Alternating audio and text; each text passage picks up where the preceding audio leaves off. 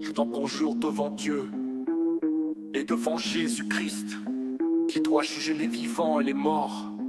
Et au nom de son apparition et de son royaume, prêche la parole, insiste en toute occasion. Favorable ou non, reprend, censure, exhorte, avec toute douceur et en instruisant.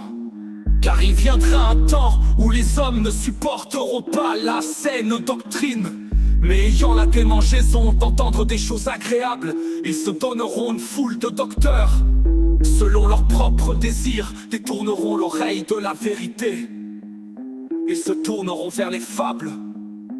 En ce jour-là, on fera de vous un sujet de sarcasme.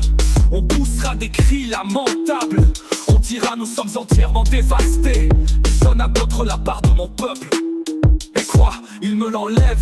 Il distribue nos champs à l'ennemi. C'est pourquoi tu n'auras personne qui est dans le cordeau sur un lot. Dans l'assemblée de l'Éternel, ne prophétisez pas, disent-ils. Qu'on ne prophétise pas de telles choses. Les invectives n'ont point de fin. Car c'est un peuple rebelle. Ce sont des enfants menteurs, des enfants qui ne veulent point écouter l'Éternel, qui disent aux voyants, ne voyez pas, et aux prophètes, ne nous prophétisez pas des vérités.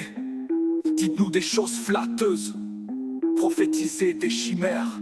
Car il viendra un temps où les hommes ne supporteront pas la saine doctrine, mais ayant la démangeaison d'entendre des choses agréables, ils se donneront une foule de docteurs.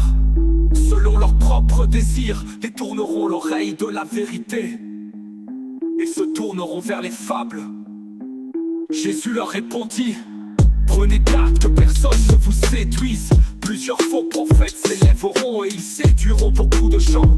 Et parce que l'iniquité se sera accrue, la charité du plus grand nombre se refroidira. Et celui qui persévérera jusqu'à la fin sera sauvé. Il y a en effet, surtout parmi les circoncis, beaucoup de gens rebelles, de vains discoureurs et de séducteurs, auxquels il faut fermer la bouche.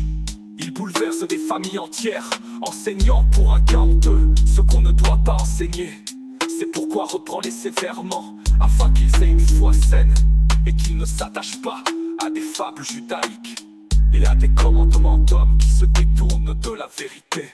Car c'est un peuple rebelle, ce sont des enfants menteurs, des enfants qui ne veulent point écouter l'Éternel, qui disent aux voyants, ne voyez pas, et aux prophètes, ne nous prophétisez pas des vérités. Dites-nous des choses flatteuses, prophétisez des chimères.